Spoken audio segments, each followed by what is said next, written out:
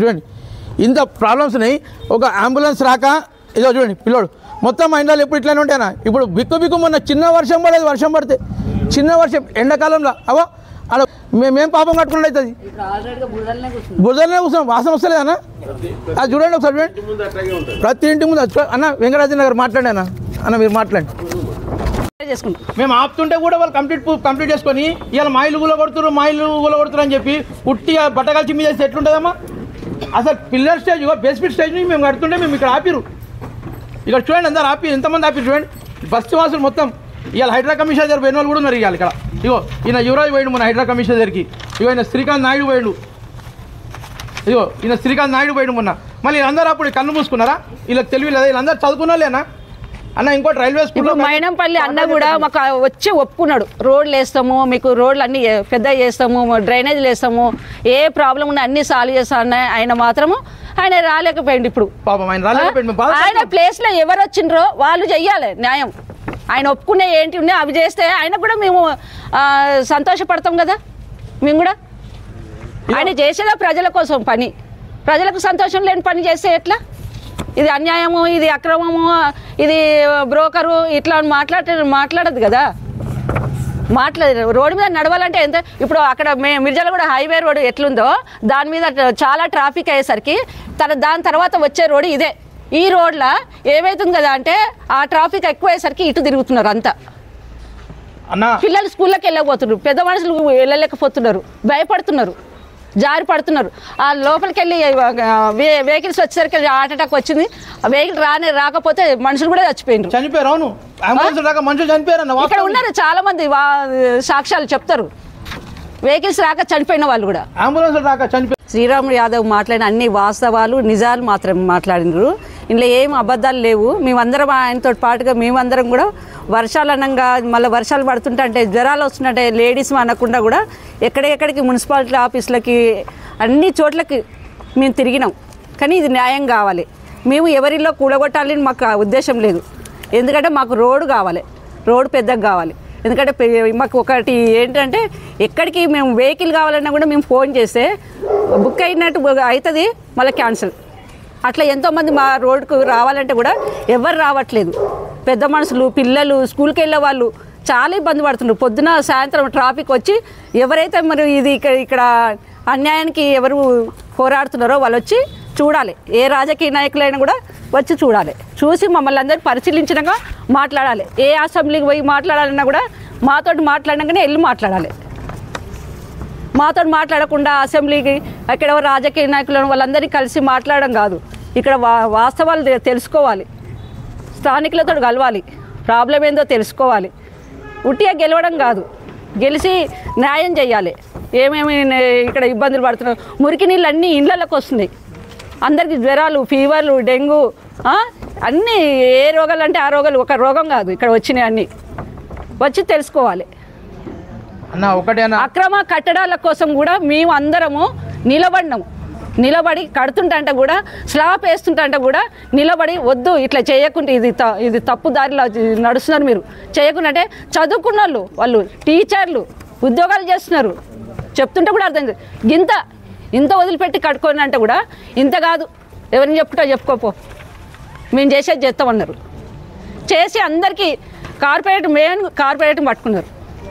ఆయన ఎక్కడి దాకా మనకేంది ఇప్పుడు హైకోర్టు గవర్నమెంట్ తీర్పిచ్చింది, దాన్ని అక్రమ అంటే ఏమన్నట్టు గవర్నమెంట్కే నువ్వు వ్యతిరేకంగా ఇస్తుంటారంటే ఎవరు ఒప్పుకుంటారు?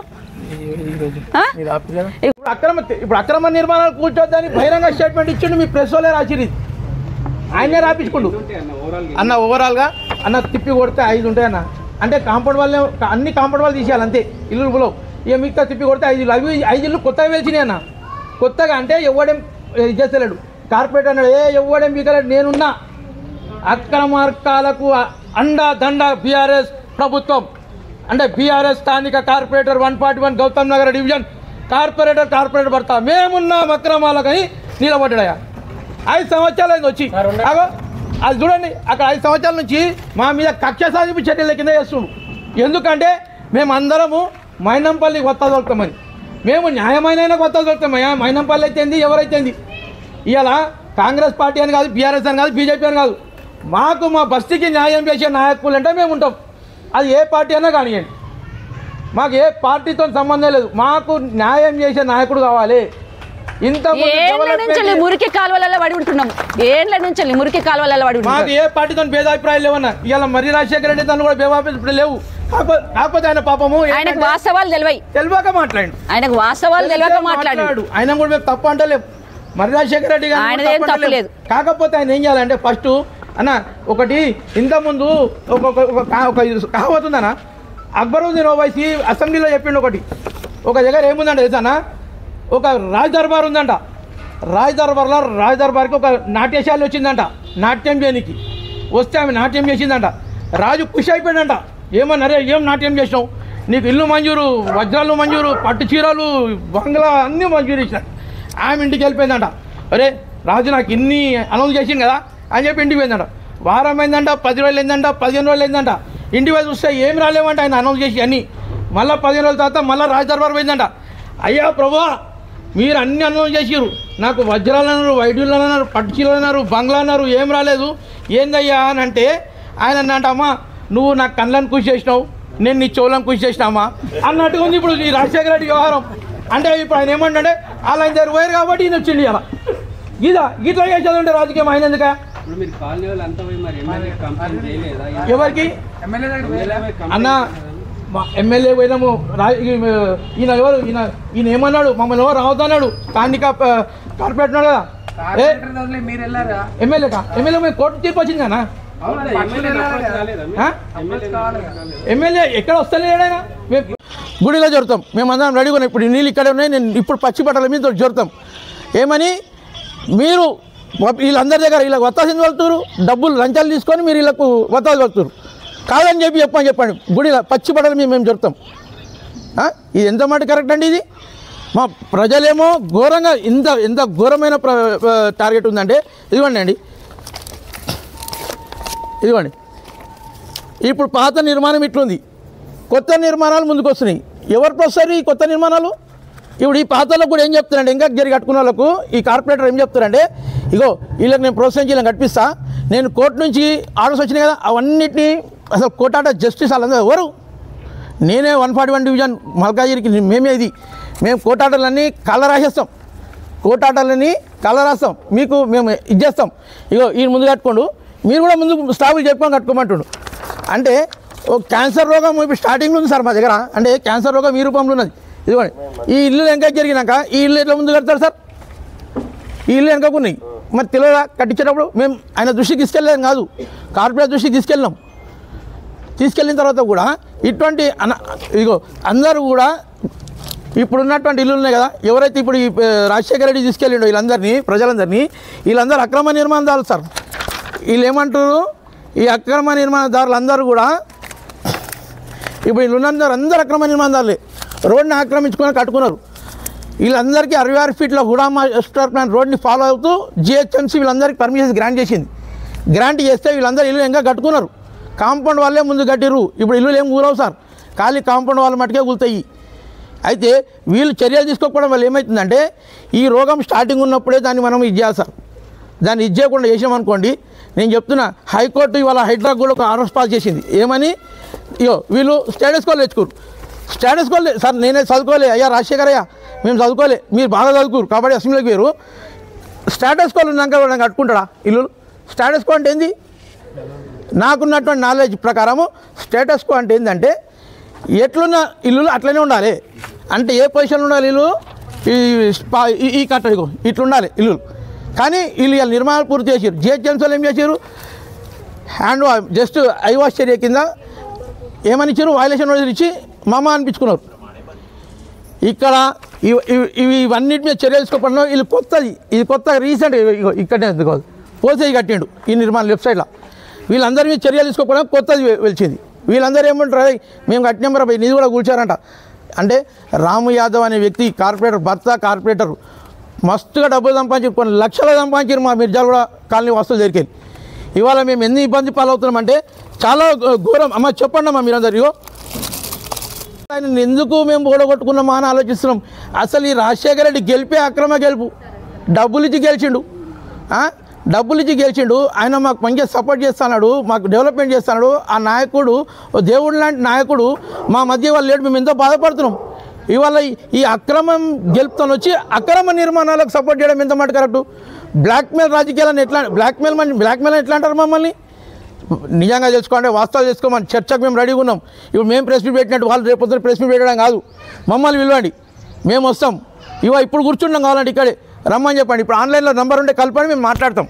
ఎవరితోని? ఎమ్మెల్యే గారితో మాట్లాడానికి రెడీగా ఉన్నాము, కార్పొరేటర్తో మాట్లాడానికి రెడీగా ఉన్నాం, కార్పొరేట్ భర్తతో మాట్లాడానికి రెడీగా ఉన్నాం. ఈ అక్రమ నిర్మాణాలన్నింటినీ తొలగించాలి. హైకోర్టు న్యాయస్థానం తీర్పిచ్చింది మొన్న 28వ తారీఖు రోజున జనవరిలో. మన హైడ్రా కమిషనర్ ఇక్కడికి వచ్చింది సార్ లాస్ట్ ఇయర్, వచ్చి మొత్తం పరిశీలించి వెళ్ళిండు.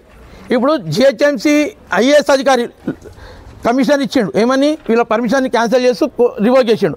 అంటే ఒక జిహెచ్ఎంసీ అధికారి తప్పు, ఐఏఎస్ అధికారి తప్పు. మళ్ళీ మొన్న హైడ్రా కమిషనర్ వచ్చిండు ఐపీఎస్ అధికారి, ఆయన వచ్చి మొత్తం పరిశీలించి అతను ఒకసారి పరిశీలించాలి, అతను పని చేయ మళ్ళీ వాళ్ళ ఆఫీషియల్స్ పంపించాడు. మళ్ళీ మాత్రం 2 నుంచి 3 సార్లు మీటింగ్లు కండక్ట్ చేసిండు. వాస్తవాలు ఏంటనేది తెలుసుకున్నాడు. తెలుసుకున్న తర్వాత వాళ్ళు మార్కింగ్ చేసారు. మార్కింగ్ చేస్తే ఇక్కడ 16/126/1 అతను కోర్టుకు వెళ్ళిన స్టేటర్ అని, పాత స్టేటర్లు ఆల్రెడీ ఉన్నాయి 2022 నుంచి. దాని మీద జిహెచ్ఎంసీలో ఏం కౌంటర్ వేస్తలేదు, అవి అట్లా పెండింగ్ పెట్టేసారు. పెండింగ్ పెట్టుకొని ఇల్లు కట్టుకొని ఇల్లు అక్రమాన్ని చేసారు. అయితే ఆ మార్కింగ్ చేసిరని ఇంతకుముందు జిహెచ్ఎంసీ పోయిండు స్టేటర్, ఆ స్టేటర్ అట్లా ఉండగా మళ్ళీ స్టేటర్ పోయిండు.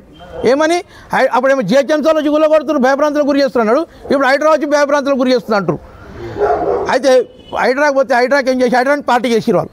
పార్టీ చేస్తే హైడ్రా ఇన్వాల్వ్ అయింది అందులో. మొన్న హైడ్రా ఇన్వాల్వ్ అయితే కోర్టు ఏమి ఇచ్చింది అవన్నీ మొత్తం పరిశీలించింది. 28వ తారీఖు జనవరి రోజు పరిశీలించి, అయ్యా ఇది తప్పు, ఒక పని చేయండి అని చెప్పి కేసు అని చెప్పి పాత స్టేలు అన్ని తీసి కొట్టేసింది. 5 ఇళ్ళ మీద మేము కంప్లైంట్ ఇచ్చినాం, 5 ఇళ్ళ మీద. అయితే పాత స్టేల్ అని కొట్టేస్తూ మరి కొత్త ఉత్తర్వులు జారీ చేసింది. ఏమని వాళ్ళందరికీ 6 వారాలు టైం ఇవ్వండి. 28 జనవరి 2025 రోజు ఇచ్చింది.